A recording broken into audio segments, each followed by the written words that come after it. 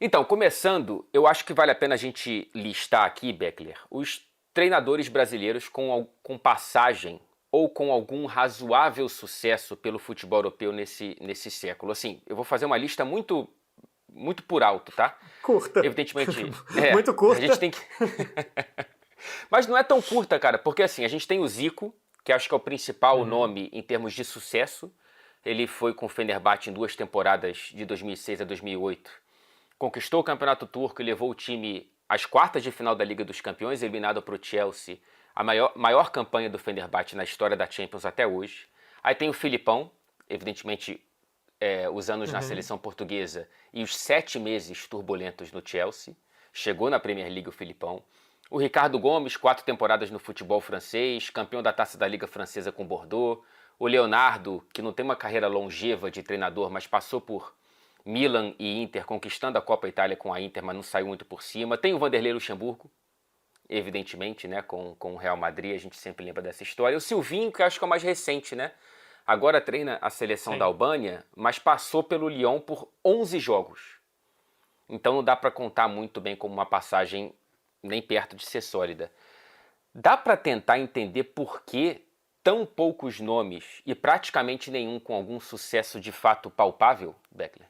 Eu vou dar uma explicação mal educada. Os técnicos brasileiros são ruins. Assim, e é mal educado porque eu acho que é muito mal educado você falar que alguém é ruim, que uma classe de técnicos brasileiros, colocar todos num saco só e falar que são ruins. Ou pelo menos assim, eles são piores dos técnicos do que boa parte dos técnicos que tem aqui. Acho que não falar a língua é um fator, não é o único fator, porque a gente exporta jogadores, língua se aprende a falar, com um pouquinho de boa vontade os treinadores brasileiros conseguiriam aprender a falar línguas. Mas eu acho que o técnico brasileiro ele é formado numa escola brasileira de quando você perde 3 jogos você é demitido.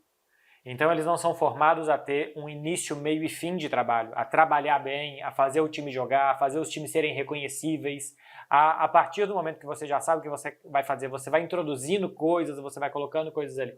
Técnico brasileiro é formado na escola de, normalmente, todo mundo na defesa, um chutão para frente para o atacante ganhar a vida, uma bola parada e depois o goleiro rolar quantos minutos forem necessários simulando uma lesão para esfriar o adversário quando ele quer atacar.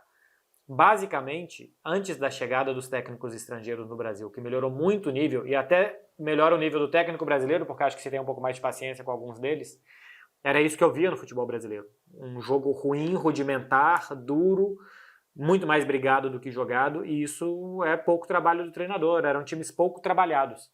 Então, quando um olheiro europeu ia para o Brasil para observar um jovem jogador, ele observava só a parte individual do cara. Nunca tinha, olha, o técnico está trabalhando bem esses caras, esse time joga assim por causa desse treinador. Isso existe. Se a gente for ver, na Argentina os caras vão buscar técnicos. Então, é uma resposta grossa e ruim, mas eu sei que assim, eu estou simplesmente generalizando, mas eu acho que os técnicos brasileiros são incompletos, são bastante incompletos comparado com a exigência do futebol mundial.